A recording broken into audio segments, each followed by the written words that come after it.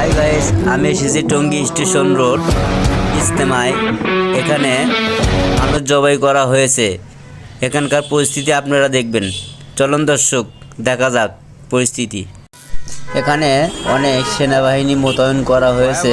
দেখুন আপনারা, অনেক সেনাবাহিনী মোতায়েন করা হয়েছে। দেখুন, ওই যে দেখা যাচ্ছে অনেক সেনাবাহিনী মোতায়েন করা হয়েছে।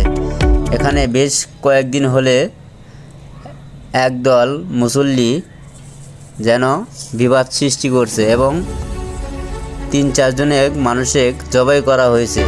এ কারণে অনেক সেনাবাহিনী মোতায়েন করা হয়েছে। দেখুন আপনারা কি পরিস্থিতি।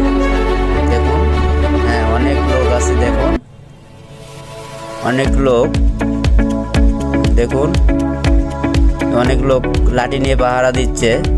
দেখুন, যাতে অন্য কেউ বা বাইরের লোক না আসতে পারে।